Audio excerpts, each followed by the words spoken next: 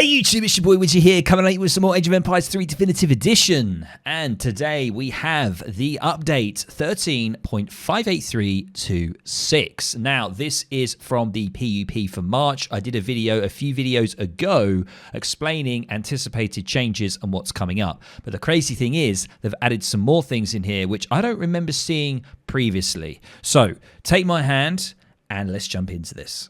Okay, so first of all, we have the March Madness event. So we've got hero customization, new profile pictures, and there's a new official mod out as well, and some new cheats as well for you. Also, we have content and balance treats. We've got new battleship cards for specific European civs, which you can get in Age 4, which I've seen. Light infantry cavalry multiplier update. This is one of the biggest guys, I've got to say, is really going to mean that hand shock infantry is going to be slightly stronger than your standard heavy cav, and I'll explain that a bit more. Mortar unit attacks, you heard it here, folks. Mortars can do barrage attack abilities that can hit units. What the hell is going on?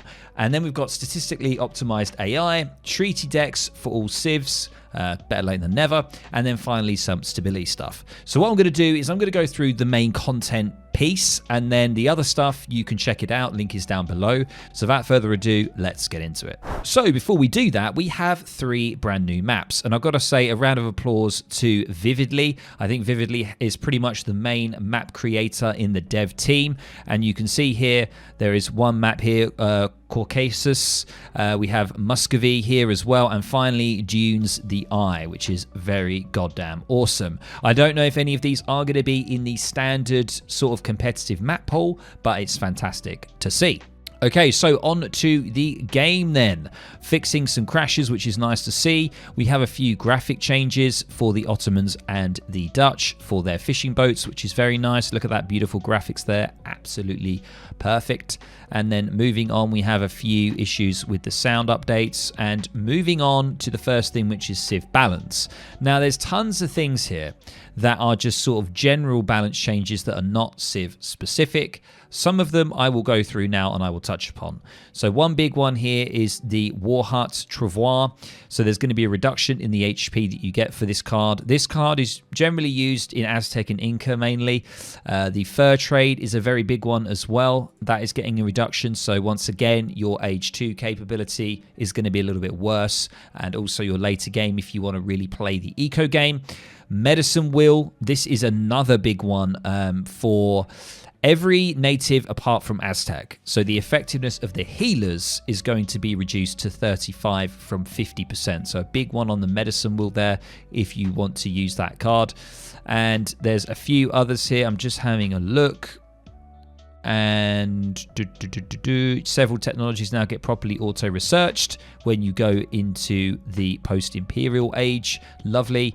Let's just have a look, see if there's anything. There isn't anything crazy there, I would say. Let's move on.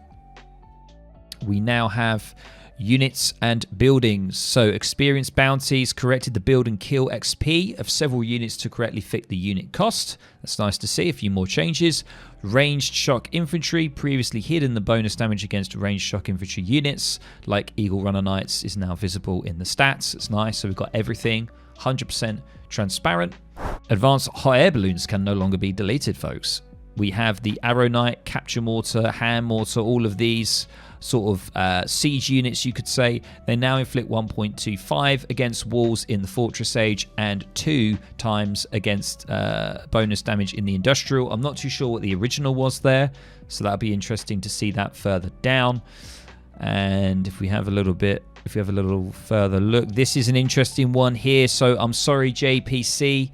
Yeah, you're not going to be able to do as much of the pushy with the community plaza here. So they're basically increasing the minimum placement distance from enemy town centers to 80 tiles, and it was from 65. And also they're reducing the hit points significantly of the community plaza as well. So I think this is going to reduce that kind of memey sort of forward community plaza that you would do mainly with Aztec when you go for a warrior priest. Boom. So that's going to probably encourage you to keep it in base, which is normally what I do anyway when I play Aztec, so it's not really a huge issue for me.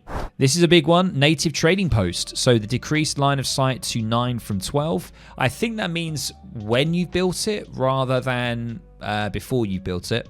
So that's something there. So that's quite interesting. So you won't be able, so when you build the native TP, it'll be harder to spot any kind of cav coming round to try and raid your base, for example. So something to bear in mind. The Lance Connects now cost 2, down from 3. There you go. And there's some hit points changes and damage changes as well in the Commerce Age. And this is one of the big ones that I mentioned above, guys. The light infantry unit change. So this means that skirmishers and foot archers have their range damage multipliers reduced by 20% against heavy cav and 33% against hand shock infantry. So before, there was no kind of change, okay? But now, because of this, it means that your heavy cav and hand shock infantry are way more potent to the lighter armored units, your skirms, your archers. And also, the difference there between hand shock infantry and heavy cav means that your coyote runners, your shotter warriors, your rattan shields, those kind of units are going to be even better against skirmishers. So in my eyes, I see this as a pretty decent buff for native and African civs, because a lot of the natives and also the African civs, or Ethiopia especially, sorry, have hand shock infantry. So it's very nice to see. Good for Aztec as well, because I play Aztec and they have the coyote runners and they are hand shock infantry. So they are going to be more effective against longbowmen, for example, from the Brits, skirms from Dutch, all that kind of stuff. They're going to be even more potent. And you can see here it says light infantry units that did not inflict negative bonus damage against them so far have now received negative multipliers. Units inflicting siege damage, so the Abbas gunners, the cannoneers, received a higher negative multiplier, whereas the counter skirms received lower ones. So, okay, so that means that Abbas gunners are going to do even worse against heavy cav and hand shock infantry, which is nice as well, because Abbas gunners are pretty crazy. And also, Pandors are not going to be as bad, apparently. There we go. So a big one to get your head around. It's going to change the game quite significantly. Talking about changing the game significantly, we have this one here. When any kind of mortar can now actually, with an ability, inflict damage upon enemy units. It's crazy. So it says can now target units with the barrage attack inflicting 30, 19, 25 siege damage in an area of 4 at a range of 30, which is huge. A range of 30 is massive. Artillery, cav, shock infantry, and economic units receive 60% less damage. I love how they just use 60%. I'm just throwing it out there. It says barrage attacks benefit less from cards that improve the attack range of these units. So we'll have to see how that kind of interacts. But it's kind of interesting. I don't know how I feel about this one. Not going to lie. I don't know how you guys think about it. But having a mortar that can actually do damage now to infantry poses a bit more of a threat. Whereas you had to be more strategic with the mortar. You had to protect the mortars in Age 4. And also this is going to have a real big impact to treaty players that, you know, you'll normally see mortars a lot more common in treaty players because of the length of the game. And you're always kind of fighting in Age 4, Age 5. So a big, big change. I didn't see this before unless I missed it. So this is kind of huge. Something else here that I noticed, the warrior units. So from Aztec, once again, when you generate warriors from your community plaza, it is actually going to give your opponent 10 XP every time they destroy them or kill them. This is kind of huge because it means that it puts Aztec at a disadvantage. They won't want to, or players won't want to produce the warriors anymore from your community plaza because it's just basically giving out free XP to the opponent. So I'm not too sure how I feel about this one. We'll have to see how it plays out, but we'll see. We'll see. Okay, so moving on to the specific civs. We have Aztec here. So we have the High Priest of Istiliton. That's how you pronounce it, I believe. The gather work rate of your warrior priest is now increased by 10%. It's obviously down from 20. Now, this is absolutely massive. This is a card that you would sometimes pick if you're going for a warrior priest. Boom. Now, this is going to be halved, guys. The effectiveness of it is halved. In my eyes, I'm never going to touch this card again. There's no point really doing it. I may as well just save the card and get 3 warrior priests, something like that. I don't see the point in getting this card anymore. Infinite 1300 coin. Arrival time has been increased as well. The card will arrive in 40 seconds due to the recent acceleration of Imperial Age card arrivals. Okay. There's a rebellion here. I never really do this with Aztec, so, you know, obviously it seems like it's a decent buff for that rebellion. We'll have to see if people do use it. I myself have rarely used it, but that's just me. Looking at the units, we have the good old Eagle Runner Knights, and once again, they are being nerfed, ladies and gents. They already had a huge nerf, and now they're having another one. They've added a multiplier against infantry to all range attacks. So that's actually going to be a reduction to anything that they attack. Their lower ranged resistance as well from 25 to 20%. So it's kind of sad. Also, Warrior Priest, their cover mode has been removed. I kind of agree with that one. But this I do not agree with. So it's making Eagle Runners less and less viable. And I think from the patch notes, they want to try and, you know, entice or encourage people to start using the different units within Aztec rather than just Eagle Runner Knight all the time. So we'll see how that one pans out. The British. Now, we've had a British overhaul, ladies and gents, you could say. Units and buildings. The Manor House. The cost has been increased again to 140 wood. Building kill XP has obviously been adjusted to 28 and 84. The Ranger. So they kind of want people to start using the Rangers. And I don't know if this is going to be crazy strong, if it's going to be used at all. But I have seen it in a few games that people have been playing. And the damage multiplier against heavy infantry has been increased, making the Ranger a decent skirm unit for the British. And also, you get some delightful cards in Age 3 and Age 4. You get 8 Rangers and 13 Rangers, which is kind of nice. A big thing here, which is absolutely going to change the opening of Brits. I think the standard opening for Brits is going to change dramatically. And that is because 3 settlers are being removed. And on top of that, the Greenwich time is now arriving fast. So what that means is it's a slight hint from the devs that they want to encourage people to start using the Greenwich time card because it's one of the newer cards that were released. And what the Greenwich does, it gives you a TP post and it also improves the speed of your aging up. So when you age up, it improves the speed no matter what age you're going from and to.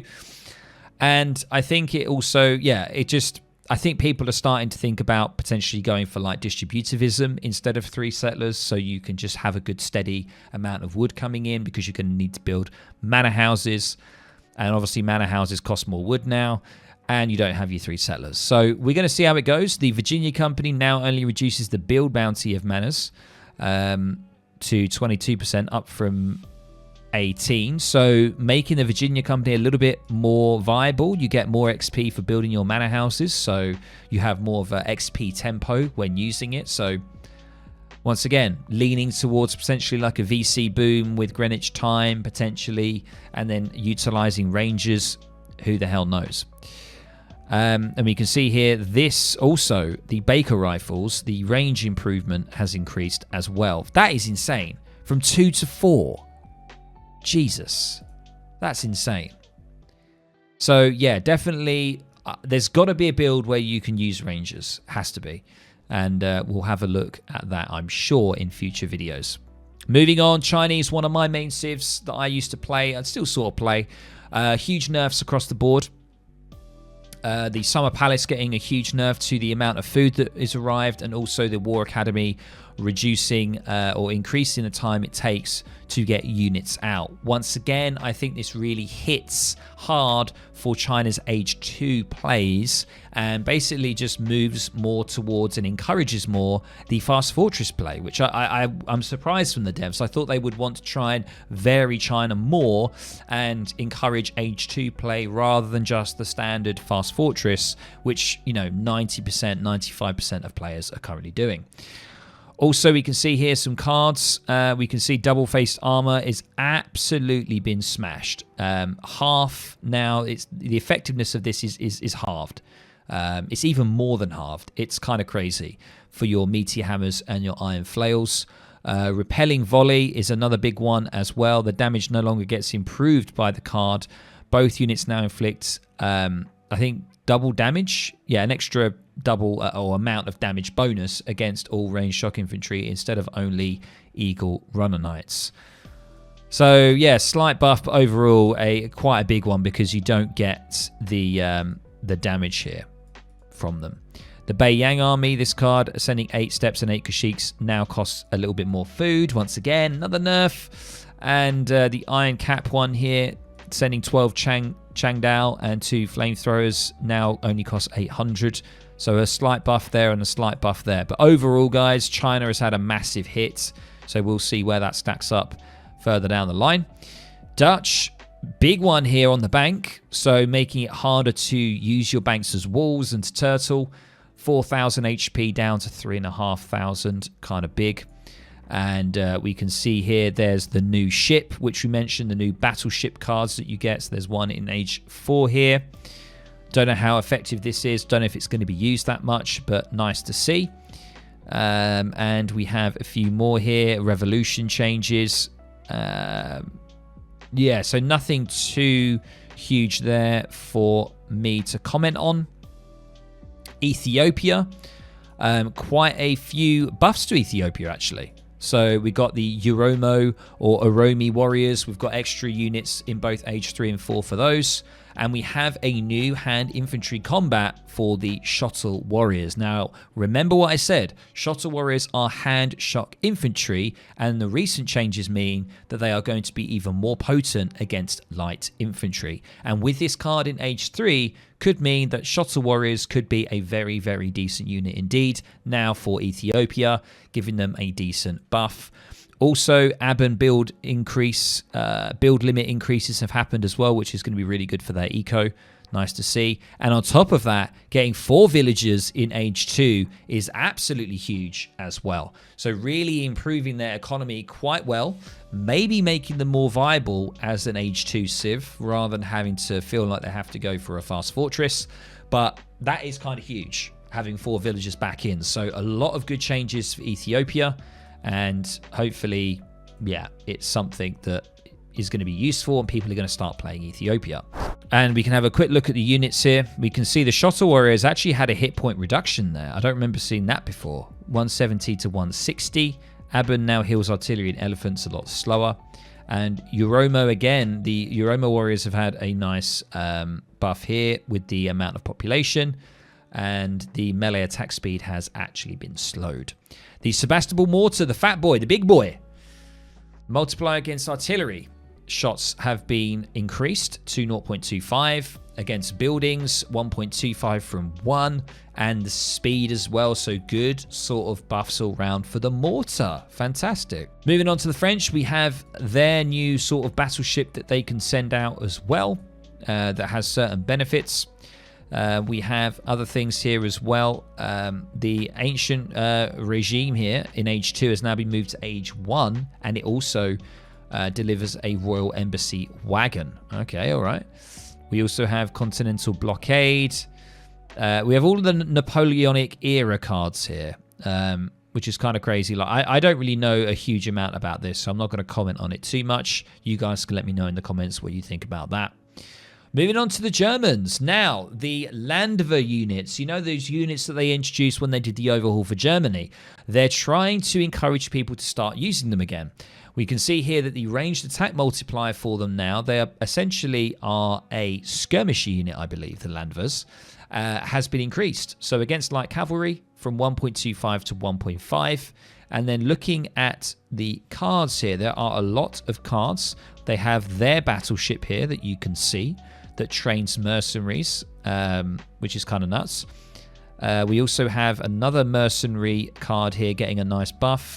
Cost reduced to 250 coin, down from 400. The Band of Landsknechts mercenaries.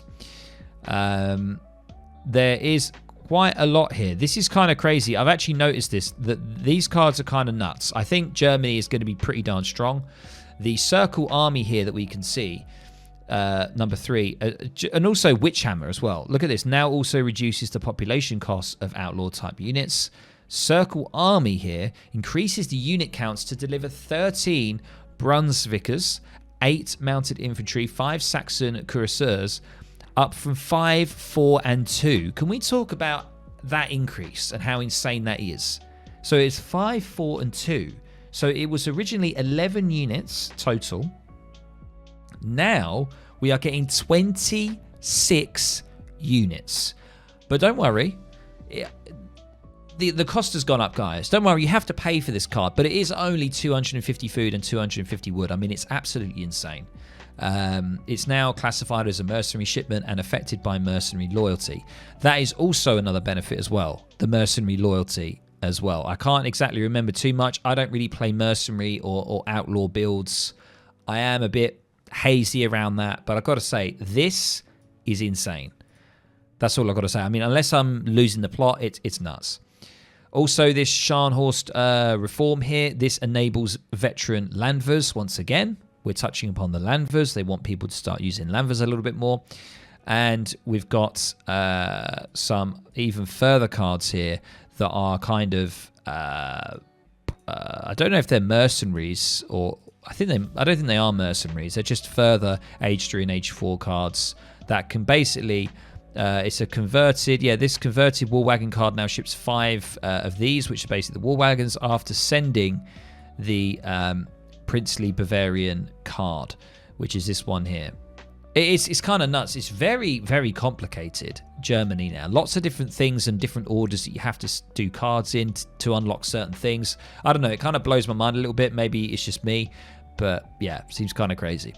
Let's have a look at Haude. Only one thing for Haude here, which is the Buccaneer Fleet. This card is now available in the Fortress Age and costs 800 coin, up from 500 to send. There we go. That's it. That's all you get from Haude. Hauser. Let's have a look here. Not too much for them here. Loyal Warriors now reduces the cost of the Akan at the war camp granted by the Ganachi card. Very nice. It's a buff for the Akans. And if we have a look now at Inca, civ that I've recently been starting to play a little bit more. So the villager build limit has been reduced. I think this is fair, especially for treaty players as well. Inca have an insane economy, so reducing the villager count to 90 is quite a good choice. The Chincharaft has also had a little bit of a nerf here. Not entirely sure whether that's fair or not. I can't say for sure on that one. The Jungle Bowman, however, was very nice. Line of sight increased there to 20 from 18. The Maceman. Now, Maceman's going to be a big thing. They want people to start using Maceman a little bit more. The pop cost has been reduced, which is nice. I always thought 3 was a little bit too much, so I never really got them. Being reduced to 2, which is awesome. And the Plume Spearmen are being identified as pikemen and archaic infantry, which makes sense. 5 cards for them. You can see we now have the 5 Macemen and the food cost has been removed. So this could be a really nice card if you want to do like a fast fortress and you want to get 5 Macemen in. Very scary units. They do huge AoE, huge amount of siege as well. Nuts. And we can see here the monumental architecture. That has actually been reduced quite significantly now. So we're not going to be seeing that used as much if you want a turtle with Inca, and also for treaty players as well. The Wamani card. Now this Wamani card is the one, this is quite good. This is the one that gives you the Kalanka. It gives you, I believe, it gives you 2 Kalankas, which are basically the advanced war hut that you would get in Age 3, but you can get them earlier in Age 2. And this is reducing it quite significantly. So there could be a play where you want to get Kalanka in. Maybe you want to play a really long Age 2, and you want to have the Wamani card in there, just in case. So I like that change. That's very, very nice. The 2-pack Rebellion here, that having a serious reduction, which is nice. And Chimu runners actually converting into Guard Hussars rather than Vet. So the Rebellion could be a very optional choice now for you to do Rebellion in Age 4. Looking at the techs, there is the Dock big button here. The cost has been reduced for that, and it also increases the Chincharaft build limit by 4, down from 8, and adds 4 range and line of sight down from 6. Wow. So that is huge. So that's the big nerf there for the Chincharafts, I believe, is this big button right here. Another civ that has got huge impact here is the Indians, and it's the big change around the Rajputs and around Sepoys. So let's have a look at it. Let's unpack it. And a lot of people are a bit upset with this who play India. I play India quite a lot as well, and I don't like this. I'm not a huge fan of it. Let's have a look at it. Carney Martyr starting off going to be getting a nerf there from 15% down to 10%. So we're not going to be seeing that 10-10 Carney like in my previous videos as much. The Rajputs here, look at it, cost decreasing. They want you to use the Rajputs. Building damage has been increased. This is insane, by the way. Could we talk about this? Because as a unit in Age 2, to have that much siege is kind of crazy. I don't know. I think they are now the second unit. They're the second to the Aztec Spearman. The Aztec Spearman does 41, I believe. Now the Rajput does 35 siege damage. That's nuts. Their melee damage has been reduced to 14, but the rate of fire has been improved to 1.25. Wait, that's not an improvement. Oh, yeah, it is an improvement. Sorry, yeah. Sorry, of course. Lower is better. Okay, yeah. So Rajputs, they want you to use Rajputs, basically. They really want you to use them. And obviously the Mansabdar unit has been adjusted. Now, the Sepoys, this is a big one for everyone. Everyone's getting a bit upset with this because, once again, they want you to use the Rajputs to counter heavy cav. Whereas before, it was kind of the Sepoy Gurkha style. The Sepoy would be at the front dealing with heavy cav in melee as well, while the Gurkhas sit at the back. But they want you to start using Rajputs as an answer to heavy cav. We can see here the melee damage has been increased to 18 from 15. However, a big one is the anti-cavalry multiplier. Look at that. It's basically nearly being halved, which is nuts. However, it does make Sepoys pretty good in melee against light skirms. If they can get close to skirm units or pike units, that melee damage increase makes them quite effective. It's only in unique situations, but this one here is absolutely huge. The anti-shock infantry multiplier has also been reduced as well, meaning that coyote runners are going to be so good. Shottle warriors are going to be even better against Sepoys, and also their siege capability has been reduced as well. So we might be seeing Rajputs, ladies and gents. I want to try Rajputs. I want to try and see if I can play Rajputs with Sepoy, also with Gurkha. It'll be interesting to see if it's any good. And also we can see here, this is a really big one as well. The foreign trading companies card is now moved to Age 3 and the export trickle has been improved. So we'll have to see how that one works and whether or not that can be incorporated in Age 3. This is one of the newer cards, the Indian gunpowder. It now is also improving Sepoy hit points and damage by 10%. So that's really good. So I think that's a viable Age 4 card now for them. And this is a really big one here as well. This went under the radar. So the Ottoman consulate, what was so good about the Ottoman consulate is you would have the militiamen that you could call if you were in a sticky situation. Now you're actually going to get 6 azeps, which is not very good. I still think people are going to go with the Ottoman consulate, but the 6 azeps is not very good because it's very situational. They're only really good against cavalry. And, you know, what if you're being pushed by tons of infantry? The 6 azeps are going to be kind of useless. So, not a good one. So, nerfs. Well, you say nerfs overall. It depends. It's really changing the way or trying to force the change of how you play India. So, whether you see that as a nerf overall or maybe no real change, it's hard to say. The Italians, the Bersagliere, is actually getting an increase. What? I thought this unit was pretty good. Okay. Right. Italians are definitely getting a clear buff there. Also, I think these are kind of crazy. Can we talk about how these are nuts?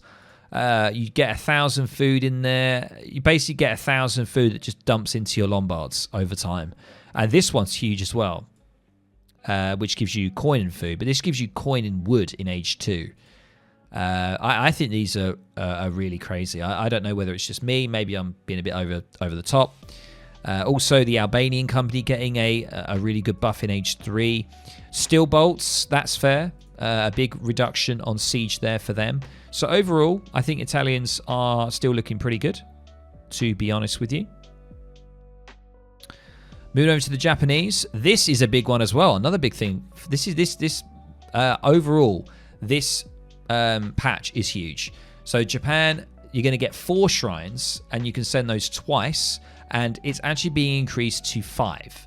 So that could potentially be a new way of opening in Age 2. You basically send that potentially twice. You get 10 shrines on the map. Easy does it. Who knows? Is that going to be good? Is that still? Is there still the standard way? Is that still viable, or could this be potentially a new route? I don't know. The Asakura here now The Azakura no longer improves shrine hit points, but now ships for shrine wagons. Improves their gather rate by 5 and enables shrines to slowly repair themselves. Okay, so wait, is this what this one is? Oh wait, so you also have this as well that could be sent twice and that ships 4. Or you can just do this one that just ships 5. I'm really confused. Maybe I've lost the point there, lost the plot. I'm not entirely sure. This is really big as well. So close combat is quite a big card in Age 3. Reducing the hit point improved, and melee damage multiplier once again is getting a big hit. So, and it's also affecting this card. The Naginata rider hit points as well. The Nanban trade.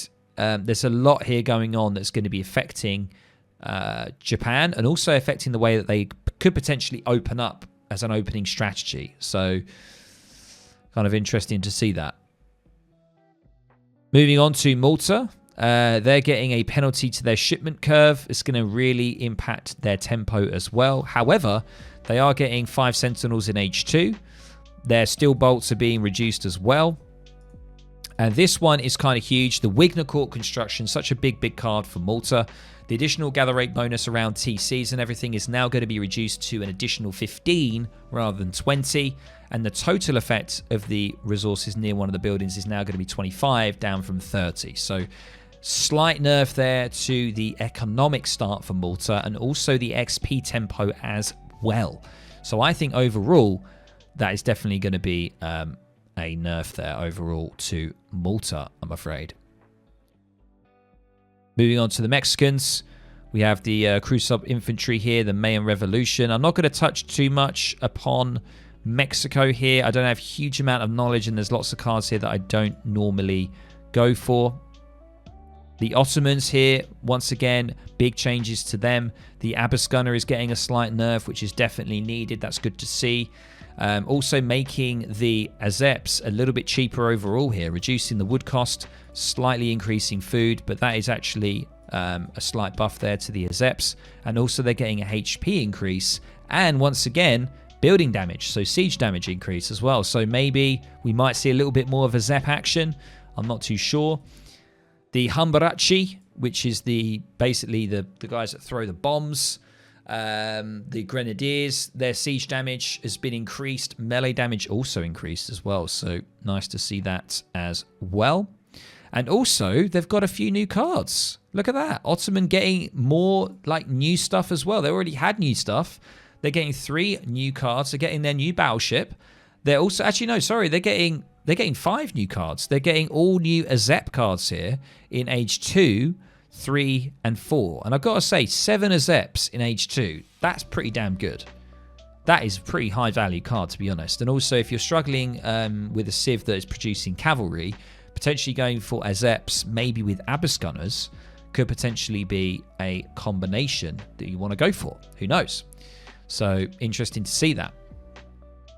And obviously here, now we can see the upgrades for the Azeps, giving extra ranged attack range here, which is crazy. And also the new order infantry that from the Palace Intrigue, where people do the Nizam Fusilier, that's going from 15 to 20, which is nuts.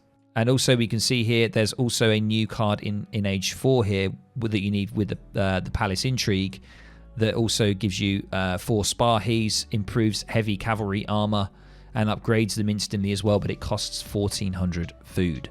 Moving on, we have another big change to the Portuguese, a card which is pretty much always used, which is a relatively new card, the Fatorius card. It no longer adds XP generation, but it's increasing the food trickle rate to 0.5 and also the wooden coin to 0.24, up from 0.15. I've got to say, this is insane. I think this is still a buff to the card. This has got to be. Yes, you don't get the XP, but that overall economy that you get from the card is mind-blowing. And the wooden coin, that's nearly double. 0.15 to 0.24. That's like a 50-60% increase on that. The food is about a 40-50% increase, even more than that actually as well. So it's going to make the Portuguese more viable, I think, to go for the Fatorius. This is an interesting one, actually. So the settlers here no longer gathers 5% faster from huntables and berries than other settlers. I didn't know that ports did that in the first place, so that's actually quite It's quite significant. And the logistician here now increases the range of pikemen. Musketeer and crossbow improvements remain unchanged. The description has been updated accordingly. So there you go. Maybe more of a, an encouragement to use the logistician with the Portuguese. Now we look at the Russians. New civ bonus. They can get an extra 10 population. Unfortunately, no real change. The Strelets, however, I didn't see this. Nice little melee damage increase now back for the Strelets, which is good. They needed that. But still no Boyar's change or anything like that, unfortunately, for the Russians. So they're still kind of low down there at the moment. The Spanish, they've got the 20 pikemen removed. Spanish gold coin crates are now also delivered for the recently added mercenary shipments. There's another buff there for that card that's used a lot of the time. And the missionary is actually now classified as a cavalry unit. There we go. Moving quickly on to the Swedes. So we've got the ranged cavalry combat, fixed an issue. The hacker pellets, siege damage is being reduced on them significantly. Negative damage multipliers against infantry and villagers has been increased as well. And they now inflict ranged bonus damage only against hand shock infantry instead of all shock infantry. So slight nerf to the hacker pellets there as well. And moving to the United States, Scottish immigrants has now been moved back to Age 2. It was originally Age 2 when it went to Age 3. Now it's gone back to Age 2, but it now costs 400 coin and it no longer ships a Highlander by default. So, hopefully we won't see much Highlander meme play in Age 2, but we shall see. A big one here, coffee mill guns. We've seen that kind of memey Gatling gun build where you just go for the coffee mills as well, which means that the Gatling guns don't reload. They just keep firing constantly. That is now moved to Age 4, so we're not going to see that as much, which is nice to see. And the United States Marines getting a huge change here. Now also allows Marines to be healed. Siege damage improvement from Minutemen reduced by 25%. So there we go. Also, the build limit has been increased for the United States as well. And there are some revolutionary changes. I'm not going to go over the revolutionary changes, to be honest, guys. There are some map set changes here as well. I don't know if it shows the standard map pool here. But I don't think it does. And it does say ongoing investigation. Your reports continue. What's coming up next? There's a special event, more balance changes, bug fixes, and more fun, of course. So there we go, guys. Hope you enjoyed that. Quite a long one, just over half an hour to run through the update. Let me know down below what you think is one of the largest changes. What do you think is the largest nerf and the largest buff at the moment? I think across the board, huge changes for China, for India, for Brits as well. Big changes in the way that you're going to be opening the game, your opening strategy, and also Germany as well with all the different new sort of mercenary card changes as well is going to make them quite powerful. So I hope you guys enjoy this. Let me know, of course, and if you did find this enjoyable, entertaining, useful, all that good stuff, please make sure to drop a like, and I'll catch you in the next one. See you guys later. Bye.